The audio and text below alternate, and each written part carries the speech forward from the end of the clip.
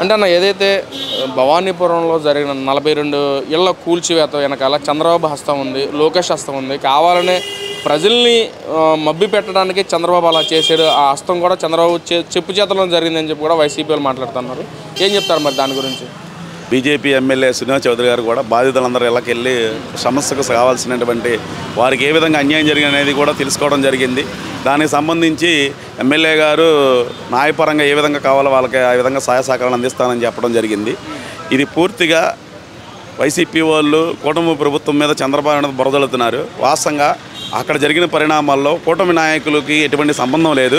ప్రతిపక్ష నాయకులు వైసీపీ నాయకులకి ఎక్కువ సంబంధాలు ఉన్నాయి. ఎందుకంటే గత గవర్నమెంట్లో ఉన్నటువంటి మాజీ మంత్రి ఎల్లంపల్లి శ్రీను గారు ఏ విధంగా కబ్జాలు చేశారో, ఏ విధంగా అక్కడ జరిగిన పరిణామాలు ఇచ్చేశారో వాటిలన్నీ విషయాల్లో మనకు తెలిసిన విషయమే. ఆ విషయాల్లో వైసీపీ నాయకులు బయటికి వస్తారు కాబట్టి వాళ్ళు ముందుగానే ప్రభుత్వం మీద బురదలితే అక్కడ ఉన్నటువంటి దెబ్బతిన్న వాళ్ళని వాళ్ళ వైపు తిప్పుకోవాలని ప్రయత్నం చేశారు.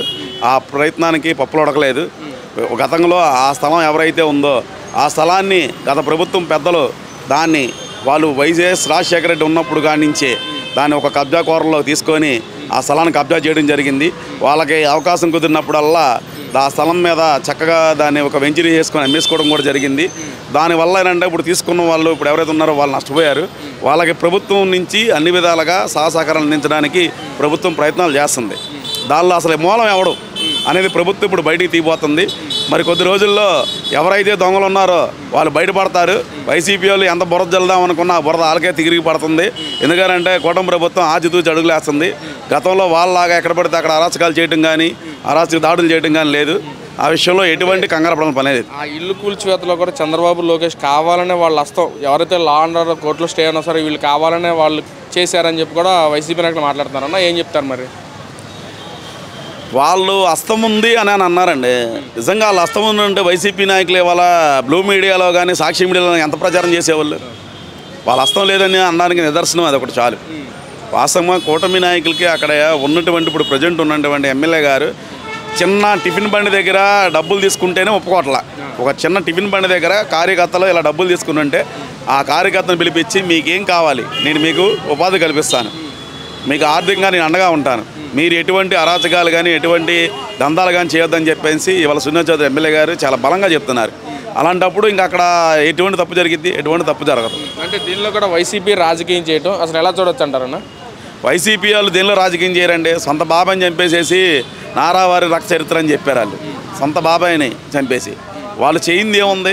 కత్తితో వాళ్ళే ఇదే చిన్న గార్డెన్కి ఇక్కడ నుంచి వైజాగ్ వెళ్ళిపోయి వైజాగ్ నుంచి హైదరాబాద్ వెళ్ళిపోయి ఎంత డ్రామా నడిపించారు. వాళ్ళు 10 దాంట్లో నాటకాలు ఆడతారు.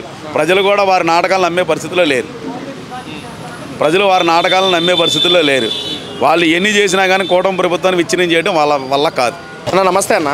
జగన్మోహన్ రెడ్డి మాట్లాడుతున్నాడు, ప్రజలకి నేను మంచి చేశాను కానీ ప్రజలు నన్ను మోసం చేశారని చెప్పి జగన్మోహన్ మాట్లాడుతున్నాను. డెవలప్మెంట్ చేశాను జగన్మోహన్ మాట్లాడుతున్నాడు. ఏం చెప్తారు మీరు దాని గురించి? ఆయన మంచి చేసినంటే 151 సీట్లు 5 తీసి 11 సీట్లు ఎవరుగా అండి.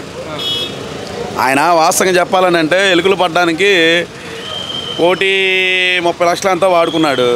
అదే తాడేపల్లి ఆయన ఇంటూ కొంప చుట్టూ ఆయన తాడేపల్లి కొంప చుట్టూ పాయిరగారు కొట్టించుకోవడానికి ఒక 12 కోట్ల రూపాయలు అంతా వాడినట్టున్నారు. అదేవిధంగా ఇప్పుడు సహజంగా మంత్రులు ఎమ్మెల్యేల మీటింగ్ అప్పులు ఎగ్గిపప్పులకి అవి 3.5 కోట్లు ఎంత వాడినట్టున్నాడు.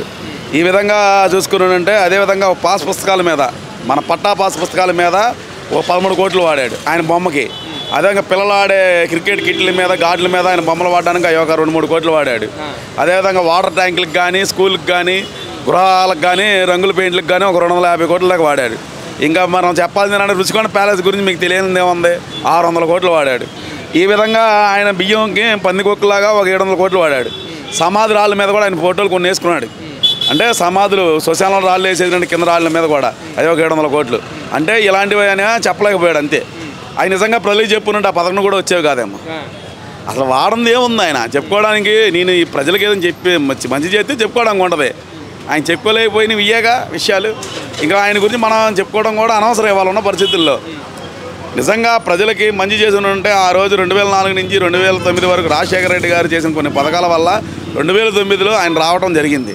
నిజంగా నువ్వు ప్రజలకు 2019, 2024 మంచి చేసి ఉంటే మీరు రిపీట్గా వచ్చేవాళ్ళు. మీరు అందుకాడికి ప్రజల్ని చాలా విధాలుగా ఇబ్బందులు పెట్టారు. కరోనా వస్తే కరోనాకు ఒక మాస్క్ అడిగినటువంటి అంటే ఒక దళిత డాక్టర్ అయినటువంటి ఏంటి ఆ డాక్టర్ గారు మాస్క్ అడిగినందుకు ఆయన ఏ విధంగా ఇబ్బందుల పాలు చేసి రోడ్డు మీదకి లాక్కొచ్చి ఆయనకు పిచ్చోడని చెప్పి ఏ విధంగా ఆయన ఆత్మహత్య చేసుకునేవారు చేశారో మన అందరికీ తెలిసిన విషయమే. అదేవిధంగా ఒక దళితుడైనటువంటి కార్ డ్రైవర్ని తీసుకెళ్ళి ఏంటి ఏదో చిన్న ఇష్యూ అయిందని చెప్పేసి ఆ కార్ డ్రైవర్ని చంపేసి డిక్కీలో డోర్ డెలివరీ చేసినటువంటి అలా ఎమ్మెల్సీ. అదేవిధంగా మనకి వాళ్ళ పల్నాడులో చూసాం, ఒక 84 ఏళ్ళ ముసలాయన పెద్ద ఆయన నాన్ వెజ్ చేయడానికి వెళ్తున్నాడంటే ఆయన మీద కర్రలతో దాడి చేసి చంపేయటం. ఈ విధంగా చూసుకున్నంటే వాళ్ళు చేసినవన్నీ అరాచకాలే. ఈ అరాచకాల వల్ల ప్రజలు వాళ్ళకి గట్టిగా చెప్పు తీసుకొట్టినట్టుగా 151లో 5 తీసి 2 నామాలు పెట్టారు. రేపటి భవిష్యత్తులో ఆ 2 నామాలకు కూడా అవకాశం లేదు. అంటే మాట్లాడుతున్నారు చంద్రబాబు మీద 420 కేసు వేయాలి, చంద్రబాబు ప్రజలు మోసం చేశాడు, మోసపూరిత హామీలు ఇచ్చాడు, 420 కేసు వేయాలని చెప్పి కూడా మాట్లాడుతున్నారు జగన్మోహన్ రెడ్డి. అసలు 420 కేసు ఎవరి మీద పెడతారన్న? అసలు 420 కేసు మీద అనకూడదు, కానీ జగన్మోహన్ రెడ్డి గారికి ఉన్న కాస్ట్ షీట్లు ఆయన ఎన్నిసార్లు 420లు ఉంటాయి? ఆయనకి 14 కేసులే ఉన్నాయి ఆయన పేరు మీద. మరి ప్రతి ఒక్కొక్క కేసులో ఆయన 420 ఉన్నట్టేగా.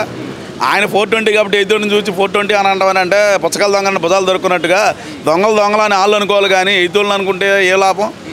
ఆయనకేనంటే 420 అనేది రాత్రి కళ్ళల్లో కూడా షార్ట్ షీట్ కనబడుతుంది. అందుకని ఆయన 420ని తలవిస్తున్నాడు అంతే. అంటే ప్రజలందరూ చంద్రబాబు పాలనతో విసిగిపోయారు. మనల్ని చంద్రబాబు నుంచి కాపాడే నాదుడు ఎవరా? జగన్మోహన్ రెడ్డి గెలిపించుకుంటే మనల్ని కాపాడుతాడు, పరిపాలన బాగుంటుంది జగన్మోహన్ రెడ్డి. ప్రజలందరూ మళ్ళీ జగన్ ఏమైనా కోరుకుంటున్నారని చెప్పి కూడా మాట్లాడుతున్నారు. ఏం చెప్తారు మరి దాన్ని? అదేవిధంగా సేవ్ ఆంధ్రప్రదేశ్ అని కూడా జగన్మోహన్ రెడ్డి ఒక సిద్ధ నినాదం తీసుకొస్తా ఉన్నాడు. ఈ యొక్క విషయంలో అయితే జగన్మోహన్ రెడ్డి గారిని మెచ్చుకోవచ్చండి. సేవ్ ఆంధ్రప్రదేశ్ అనేది నారా చంద్రబాబు నాయుడు గారిది నినాదం, అది పవన్ కళ్యాణ్ గారి నినాదం. రాష్ట్రం బాగుండాలి, రాష్ట్రాన్ని కాపాడుకోవాలని ఆ ఒక్క మాటతోనే కూటమి ప్రభుత్వం అధికారం రావడం జరిగింది. ఇవాళ కూటమి ప్రభుత్వం సేవ్ ఆంధ్రప్రదేశ్ విషయంలో వీళ్ళు ఎన్ని కుతంత్రాలు చేసినా, అటు పవన్ కళ్యాణ్ గారు చంద్రబాబు నాయుడు గారికి ఐక్యతను దెబ్బతీయాలనుకున్నా వాళ్ళు సేవ్ ఆంధ్రప్రదేశ్ నిదానంతో ముందుకెళ్తున్నారు. మీరు జగన్మోహన్ రెడ్డి గారు సేవ్ ఆంధ్రప్రదేశ్కి నేనే నాయకుడు అనుకుంటున్నారు. మిమ్మల్ని రాష్ట్ర ప్రజలు నమ్మే పరిస్థితి లేదు. నిజంగా సేవ్ ఆంధ్రప్రదేశ్ అనేది నిజంగా మీకు దృష్టిలో ఉండుంటే 2014, 2019 డెవలప్మెంట్ అయినటువంటి ప్రాసెస్ని కంటిన్యూ చేసేవాళ్ళు. మీ నాన్నగారు 2004లో ముఖ్యమంత్రి అయినప్పుడు, అంతకుముందు చంద్రబాబు నాయుడు గారు తెలంగాణలో మనకు హైదరాబాద్ కానీ హైటెక్ సిటీ అన్నింటిని నిర్మించినప్పుడు దాన్ని కంటిన్యూషన్ చేశారు. కంటిన్యూ చేయడం వల్ల ఇవాళ తెలంగాణ ఆర్థిక వృద్ధి పెరిగింది. అదేవిధంగా మీరు కూడా 2019లో అధికారం లాగానే అమరావతి డెవలప్మెంట్ కానీ పోలవరం కానీ కంటిన్యూ చేసి ఉంటే సేవ్ ఆంధ్రప్రదేశ్కి జగన్మోహన్ రెడ్డి పెట్టి కట్టుబడి ఉన్నారనుకుంటారు. కానీ మీరు సేవ్ ఆంధ్రప్రదేశ్ కాదు, సేవ్ చేయలేని ఒక రాష్ట్రాన్ని తయారు చేసి ఇచ్చారు. దాని ఇప్పుడు సేవ్ ఆంధ్రప్రదేశ్ నినాదంతో కూటమి ప్రభుత్వం వచ్చింది. ఇప్పుడు రాష్ట్రాన్ని అభివృద్ధి పదవులు ముందుకు తీసుకెళ్తుంది. మీరు ఎన్ని పేర్లు పెట్టుకున్నా రేపటి కూటమి ప్రభుత్వానికి సేవ్ చేయగలరని చంద్రబాబు నాయుడు, పవన్ కళ్యాణ్ గారు, లోకేష్ గారినే నమ్ముతారు.